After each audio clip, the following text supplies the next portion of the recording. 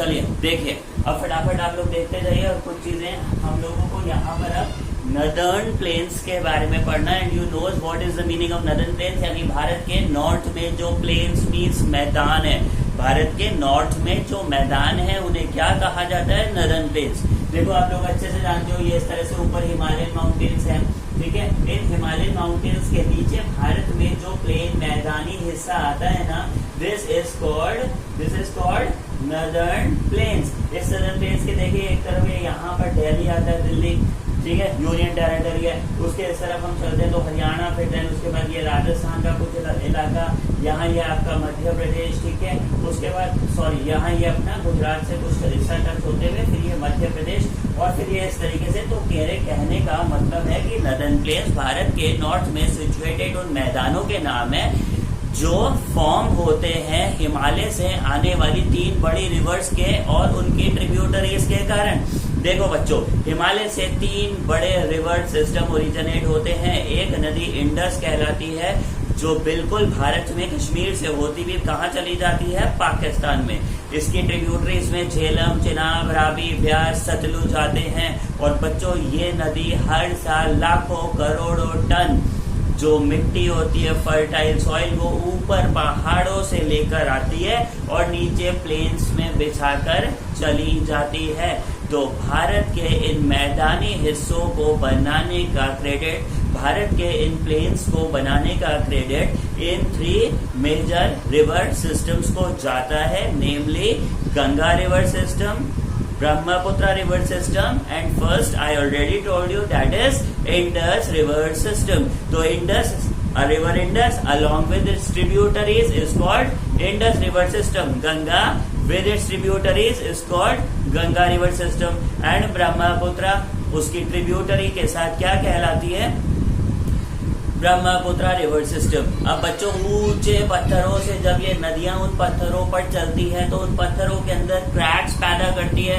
Crack के कारण बड़ी बड़ी रॉक क्रश होने लगती है और क्रैश होके चूरा होती मिट्टी में कन्वर्ट हो जाती है। उसके बाद बहता हुआ पानी अपने साथ इन मिट्टी को उठाकर पहाड़ों से नीचे ले आता है। जैसे ही ये मिट्टी मैदानी हिस्सों में आती है, यहाँ पर मिट्टी रुक जाती है और पानी ऊपर से चला जाता है। तो बच्चों, जिसको हम लोग आज यहाँ पर नदर्न प्लेन्स पढ़ रहे हैं या बोल रहे हैं, आज के लाखों करोड़ों साल पहले नदर्न प्लेन्स फॉर्म हुए थे। एंड आई होप आपको समझ में आ गया होगा, ठीक है। तो देखो, ये नदी यहाँ से इंडस है और इंडस के साथ उसकी, मैंने अभी आपको बोला, झेलम, चिनाब, रावी, व्यास और सतलुज, ये इसके ट्रिब्यूटरीज हैं, ठीक है। तो यहाँ ये इंडस रिवर है। ऐसे कैसे भारत के बिल्कुल बीच में से कौन सी रिवर ऑलमोस्ट निकलती है? रिवर गंगा, जिसे हम माँ गंगा के नाम से जानते हैं। एंड देन उसके बाद ये यहाँ ब्रह्मपुत्र रिवर है जो तिब्बत से ओरिजिनेट होती है। देन उसके बाद असम से भारत में, अरुणाचल से भारत में एंटर होती है और एंटर होने के बाद फिर ये इस तरीके से भारत से फ्लो होती है। तो अल्टीमेटली ये जो 3 रिवर सिस्टम्स है ना, इनके साथ में इनकी बहुत सारी ट्रिब्यूटरीज भी हैं।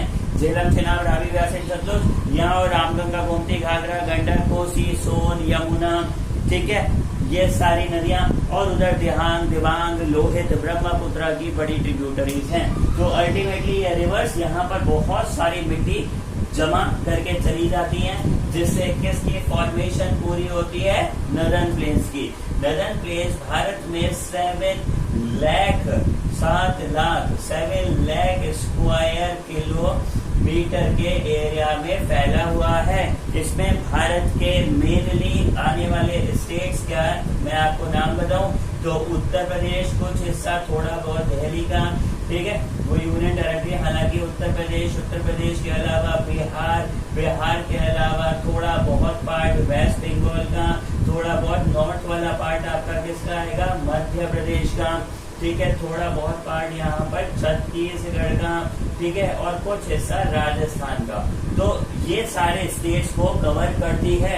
इस 7 लाख स्क्वायर किलोमीटर के अंदर हर साल लाखों करोड़ों क्वांटिटी में बहुत बड़े नंबर में मिट्टी लाकर जमा दी जाती है और ये मिट्टी हम लोगों के एग्रीकल्चर के काम आती है।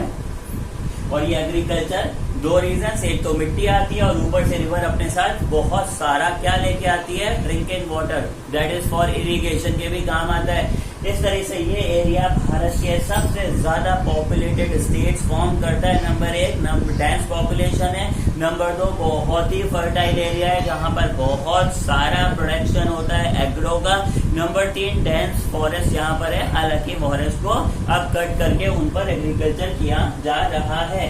ठीक है, तो अब बच्चों मैं आपको इसके बारे में इसके डिविजन्स बताता हूँ। देखो ध्यान से सुनना, डिविजन्स की अगर हम लोग यहाँ बात करें तो ये किस तरीके से है कि सबसे पहले ये रिवर इंडस है, ठीक है, उसके बाद ये रिवर आपकी यहाँ गंगा है, इंडस से गंगा के बीच के प्लेन्स को, इंडस से गंगा के बीच के प्लेन को, एक मिनट